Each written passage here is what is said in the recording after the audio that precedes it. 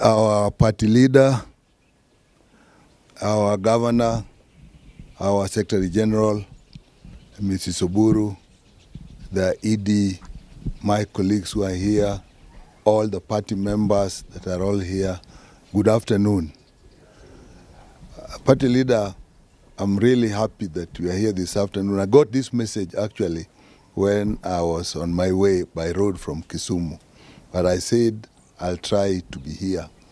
Let me first of all start by appreciating the work that has gone into getting this office, because as he was saying, we used to say we are going to Capitol Hill. Now in my mind it has changed. I'm going to Riverside. It's done. So if I say I'm in Riverside, I'm going to Riverside, my people will know where I am. So this now is going to be our seat. And party leader, it comes, whatever we say, whatever we think, as a great transition in our party. When our late party leader Raila left us, you know, people are thinking the party will go this way, the party will die, the party will be weak. That is not going to happen. When I'm out there, I say we have a party leader, period. So any other issues, that are not important. And we are confident that he will take us through the transition. When a change occurs like what occurred, there has to be some issues during the transition. So that transition, in my view, nobody could have actually handled it. I'm convinced and I'm comfortable and happy that transition you will take us through and the party will remain strong. People may be thinking there, talking there, but really people, human beings are animals. They actually hunt as animals. Animals hunt in groups. So our group is ODM. And if you look at National Geographic, if you have studied animals, the animals that seem to graze far from the group are the animals that the enemies go for. And more often than not, they don't survive. So our strength that has always been our unity. And I think that unity you are capable of bringing together. We are confident you'll put us together. When we said, when we turn left, we go left. We turn right, we go left. You can only do that if you move as a unit. And that's what we are going to do. We are going to move as a unit. Now, we are in a broad-based government, that is for sure. And even when we are there, it is also very important that we are strong and we are one unit. And when we are going to negotiate, if you negotiate as a unit, if you go to the negotiation table, anybody that goes to any negotiation table, the person you are negotiating with, the group you are negotiating with, are not looking at you. What they are looking at are the people and the power behind you. That is what they are looking at. If they feel that power is not there, they take you for granted. But if they know that if we don't get this right, they must look at you as now, this is the person who is between us and the wrath that we will face if this negotiation fails. So me, that is the context in which I'm seeing it. And as you are going through this, changes, negotiations, or whatever, requires a lot of consultation. So I'm sure there are going to be a lot of consultation. And somebody said, even when I came here, this looked to me immediately like Joff. And we did a lot of consultations at Joff.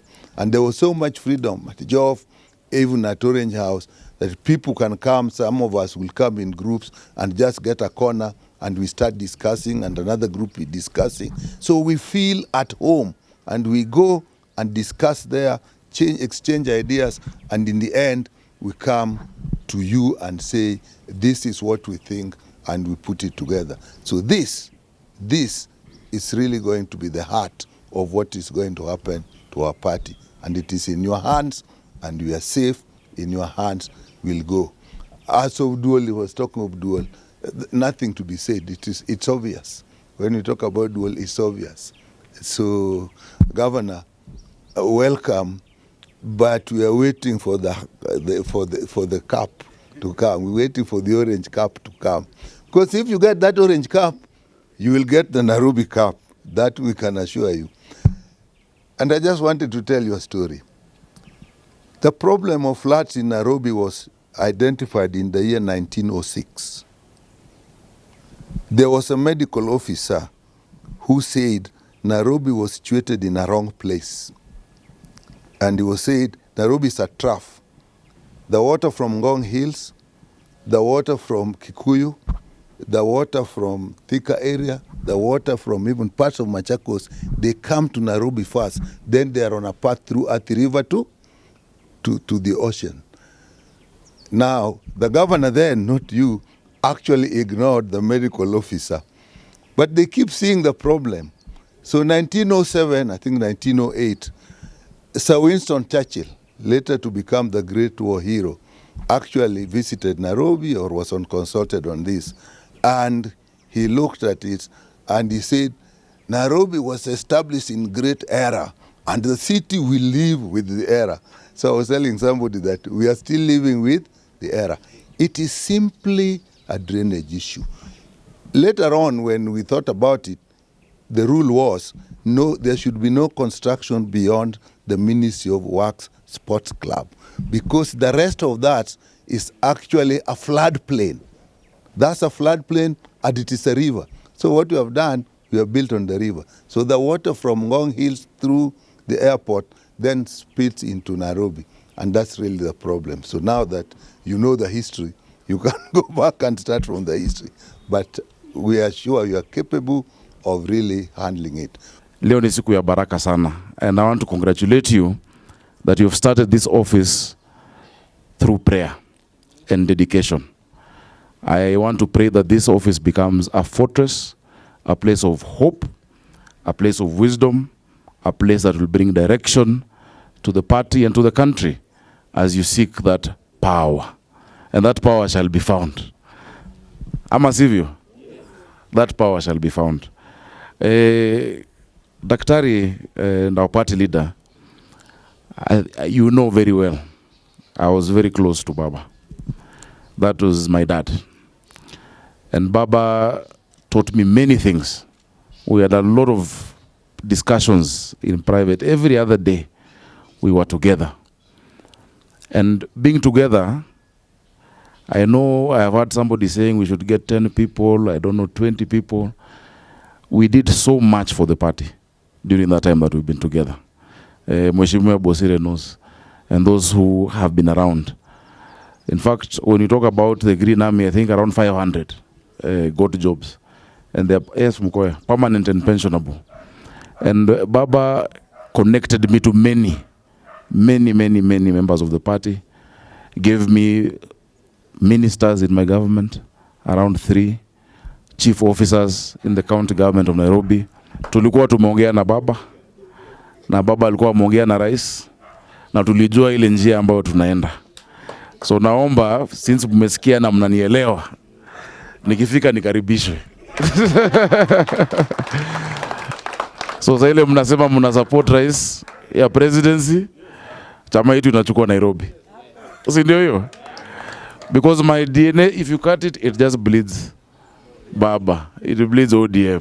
When we were together, I was the first person to be vilified for working with Baba. In 2022, the then deputy president started fighting me because I said Nairobi how it is. Nairobi belongs to all of us. And there is no way you can ignore ODM in Nairobi unless you're out of your mind. And so I started working closely with the Baba. Of course, before that, we were also very close. I'm sure those of you who are in Nairobi politics, Orero and TJ, even during campaigns, you never had Baba campaign against me, even though I was in another party, because he knew this is his son. I know sometimes people are worried and concerned about the city. Formula ya Nairobi ni tofauti na Ushago. Formula ya Nairobi ni tofauti.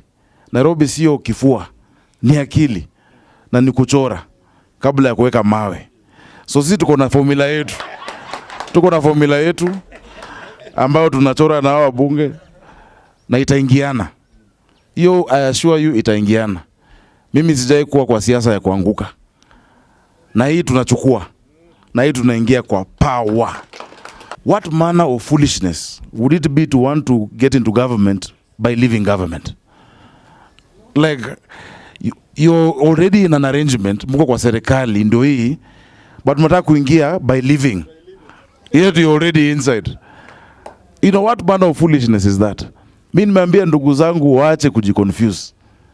President William Ruto is very genuine in this relationship. I assure you he is very, very genuine. And you know what is done for our people. Siku hizi tunatembea hata with our heads up high. Saizi barabara yetu inatengenezwa Rironi mpaka Western. Things had gone to other parts of the country. Some places had been ignored. And that is why even in Nairobi we're telling people, there's some people who feel that the city is theirs by birthright. This city is for every single person. Na kazi yetu ni kuunganisha kabila zote na jamii zote za Nairobi. Because Nairobi jirani yako ndio ndugu yako. Romans 13 said, no, any leadership on authority comes from God. So tutakuombea, tutakusupport, tutakuback up, whatever you require. Ya mwisho, hao wengine ambao wanaanza kusumbua, tutadili nao ki Nairobi. Na hiyo tunaijua. Ama ni aje Orero? Hii town, hawataleta hiyo mchezo. Hapa tunasimama gangari because tunataka power. Na hiyo power itapatikana.